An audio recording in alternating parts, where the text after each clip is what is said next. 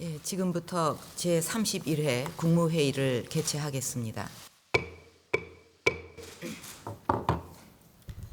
이제 본격적인 휴가철에 들어가고 또 무더위가 지속이 되고 있는데 안전사고와 또 노약자 및 어린이들의 건강에 문제가 없도록 안전처를 비롯한 각 부처에서 각별히 잘 관리해 주기를 바랍니다. 휴가철이 끝나면 하반기에는 국정 운영에 더욱 박차를 가해서 국민 삶에서 체감이 되도록 각 부처가 적극적으로 책임 행정을 해야 할 것입니다. 지금 정부는 과거 오랜 기간 지속되어 온 잘못된 관행들을 바로잡고 우리 경제의 체질을 근본적으로 강화시키기 위해서 공공, 노동, 금융, 교육 등 4대 구조 개혁을 추진하고 있습니다. 이것은 정부의 의지만 갖고 할 수 있는 일이 아닙니다. 국회와 정치권에서도 정파를 떠나서 같이 힘을 모아야 합니다. 과거부터 쌓여온 부패와 잘못된 관행들을 해결하지 못한다면 나라 경제는 점점 어려워질 것입니다. 이런 산적한 문제를 우선 해결할 수 있도록 힘을 모아주시기를 바랍니다. 개혁은 어렵습니다. 기득권 집단은 반발하고 성과를 내기까지 그 과정에서 더더욱 진통과 난관에 부딪힐 수 있습니다. 그러나 이 개혁을 하지 않으면 우리나라의 미래는 어둡고 특히 미래 세대에게 빚을 남기게 돼서 그들이 감당해야 될 몫이 너무 힘들고 고통의 반복이 지속될 수밖에 없습니다. 우리는 이 4대 개혁을 반드시 해내야만 하고 개혁에 성공하기 위해서는 국민의 폭넓은 지지가 필요합니다. 개혁이 왜 필요한지, 개혁의 결과 무엇이 좋아지는지 그것을 잘 알려서 국민들께서 자발적으로 개혁에 동참하도록 해야 합니다. 지금 그리스가 경제 위기를 맞은 것도 미리 그런 것들을 준비하지 않고 개혁에 국민들의 동참을 못 끌어냈기 때문입니다. 관계부처는 국민들이 4대 개혁의 필요성과 효과를 피부로 체감을 해서 개혁의 추진력을 얻을 수 있는 창의적 방안을 마련해야 할 것입니다.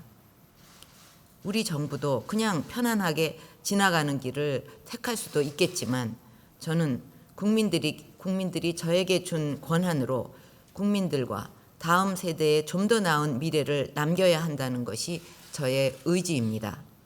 4대 개혁 중 공공개혁은 공공부문의 뿌리 깊은 비효율을 걷어내기 위한 것입니다.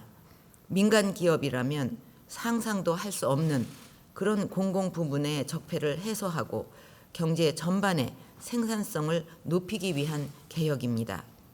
유사 중복 사업을 통폐합해서 국민의 혈세 낭비를 막아야 하고 연간 1조 원 이상 누수가 되는 보조금 부정수급도 근원적으로 차단해야 합니다. 노동개혁은 생존을 위한 필수 전략이라고 할 수 있습니다. 우리 경제의 재도약과 세대 간 상생을 위한 시대적 과제이기도 합니다. 비정규직 차별화로 대표되는 고질적인 노동시장 이중 구조를 해소하고 노동시장의 유연 안전성을 높이고 사회 안전망을 촘촘히 해야만 질 좋은 일자리 창출과 경제 활성화가 가능합니다. 올해 대학 진학률이 최고였던 시기에 입학했던 대학생들이 졸업을 해서 노동시장에 본격 진입하고 있는데 취업 애로를 겪고 있는 청년층이 100만 명을 넘고 있습니다. 특히 내년부터 정년이 연장되면서 임금 피크제 등이 제대로 정착되지 못하면 청년층 고용은 더 어려워질 것입니다. 청년 일자리 문제는 청년 개인은 물론이고 그 가족과 우리 사회 전체의 문제입니다. 궁극적으로 우리 경제의 지속 가능한 성장 여부도 청년 일자리 문제의 해결에 달려 있다고 할 수가 있습니다. 청년들에게 좋은 일자리를 더 많이 제공하기 위해서는 경제 활성화 노력과 함께 노동시장 구조 개혁을 반드시 이뤄야 합니다. 일자리 문제는 정부만의 노력으로는 한계가 있는 만큼 노사정이 머리를 맞대고 대책을 마련해야 합니다. 하지만 지난 4월 8일 한노총의 대타협 결렬 선언 이후 핵심 과제에 대한 논의가 더 이상 진전을 보지 못하고 있습니다. 부디 조속히 노사정 대화가 재개되도록 범정부적인 노력을 강화하고 또 서로가 조금씩 내려놓고 무엇보다도 청년들을 위해서 열린 마음으로 논의해서 좋은 결과가 나오기를 바랍니다. 현재 관계부처 합동으로 청년 고용 절벽 해소 종합대책을 마련 중에 있는데 정부, 기업, 노동계가 머리를 맞대고 현장 상황과 우리의 여건에 적합한 실효성 있는 대책을 마련해 주기를 바랍니다. 금융개혁은 금융이 담보나 보증 위주의 낡은 보신주의 관행에서 벗어나 실물 경제의 발전을 제대로 지원하고 국제 경쟁력을 갖춘 산업으로 거듭나기 위해서 추진되고 있습니다. 그동안 금융감독 개선, 기술금융 정착, 핀테크 활성화 등 다방면에서 금융개혁이 추진되고 있지만 아직 국민들은 금융개혁을 왜 하는지 체감도가 낮습니다. 일의 목적이 무엇인지 분명하게 인식하고 행동할 때 개인과 기업은 탁월한 경쟁력을 갖게 된다는 말이 있습니다. 정부, 각 부처도 이 개혁을 왜 하는가 하는 것을 지속적으로 그 방향과 목표를 분명하게 마음에 되새길 필요가 있습니다. 다 그 목표는 안다 이것이 아니라 이 개혁을 왜 하지? 다 아는 거지만 다시 한번 밤길도 등대 보고 가듯이 자꾸 머리에 새길 필요가 있습니다. 그리고 그 목표, 분명한 목표, 지금 뭐가 문제였기 때문에 이 개혁을 하지 않으면 안 된다. 그래서 그 하는 데 있어서 핵심적인 과제들은 이것이다. 이것이 완성이 됐을 때 우리 국민 생활이나 우리 사회는 이렇게 변화된다. 이런 부분에 대해서 분명하게 되새기면서 국민들께도 계속 그것을 알리는 노력, 이것이 성공적으로 개혁을 이끄는 길이라고 보고 있습니다.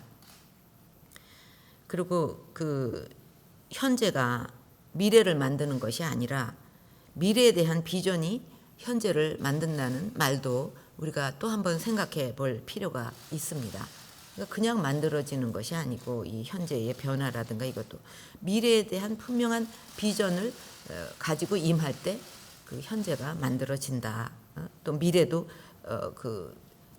또 그거에 따라서 밝게 이루어질 수 있다 하는 그런 생각을 우리가 다시 한번 잘 가다듬을 필요가 있습니다.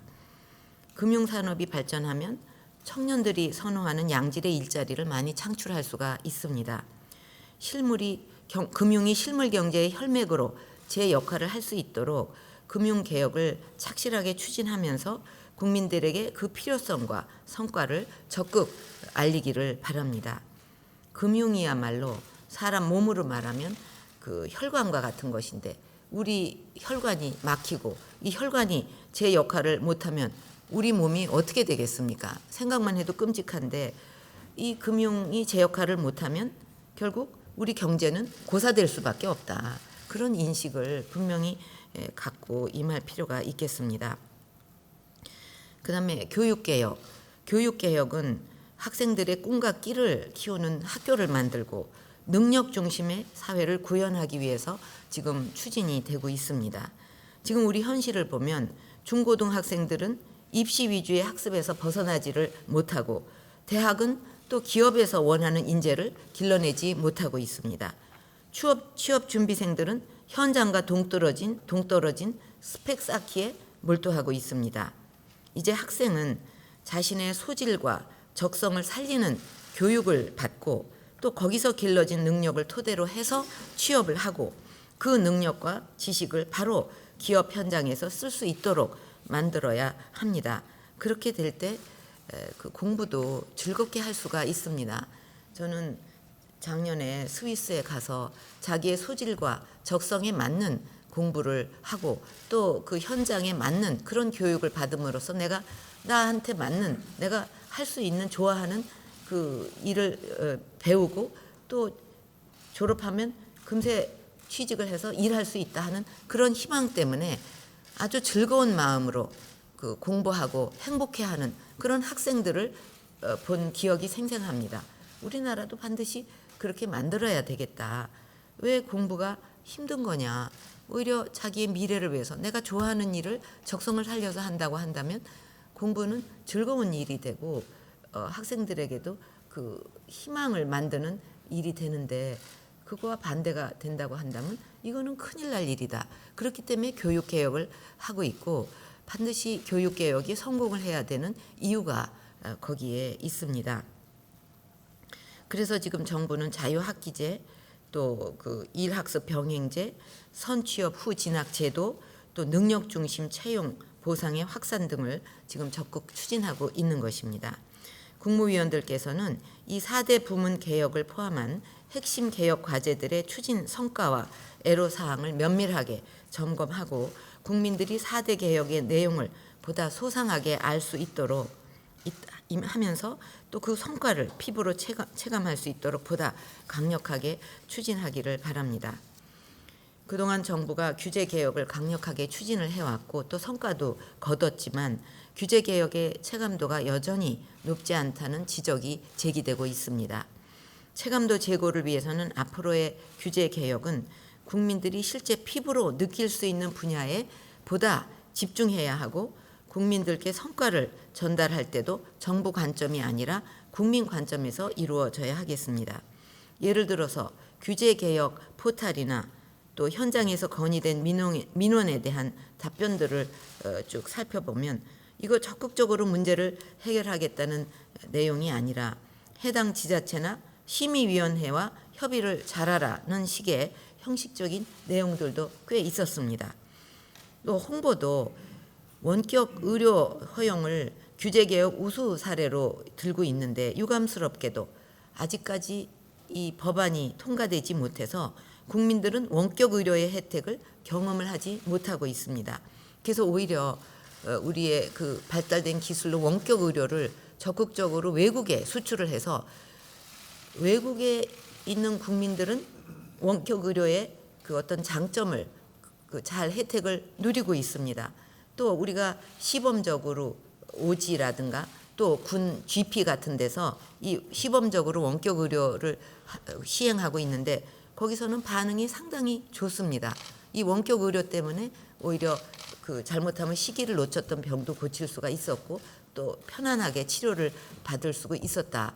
그래서 그 혜택에 대해서 굉장히 그 좋아하고 또 큰 도움을 받았다고 하는데 막상 우리 국민들은 그 발달된 기술의 혜택을 누리지 못하고 있는 이런 그 모순, 이것도 참 우리나라의 문제 중에 하나라고 생각합니다. 그래서 어쨌든 어떤 이유로 이 지연이 되고 있는가에 대해서도 국민들께 잘 알릴 필요가 있습니다.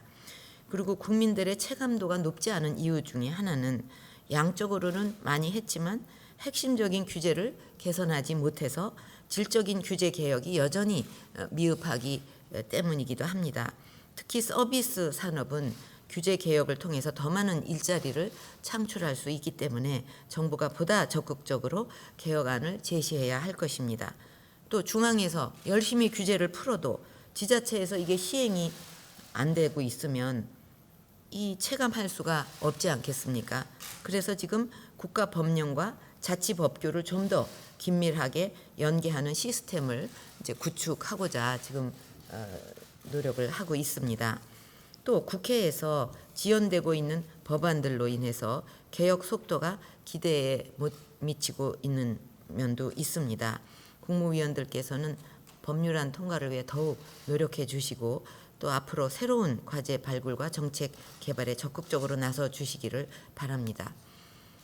결국 규제 개혁은 현장에서 평가가 됩니다. 따라서 각 부처는 지자체를 비롯해서 현장과 끊임없이 소통을 하면서 그간의 정책이 현장에서 어떻게 되고 있는지 끝까지 추적을 해보고 수요자 관점에서 평가를 해서 정부와 국민 사이에 그 체감 격차가 발생되지 않도록 잘 챙겨 주시기를 바랍니다. 이제 하반기 국정 운영에 모든 부처가 힘을 쏟아야 할 때입니다. 국무총리를 선두로 각 국무위원들께서는 향후 30년의 성장을 위한 토양을 새롭게 한다는 각오로 개혁과 부패 척결에 범정부적 역량을 결집해 주시기를 바랍니다. 모든 개인적인 일정은 내려놓고 국가 경제와 개혁을 위해서 매진해 주시기를 바랍니다. 이 일을 맡은 이상은 모든 것을 다 내려놓고 우선적으로 이 일이 잘 되기 위해서 최선을 다해야 되는 것이 당연한 본분입니다. 국무총리께서 앞으로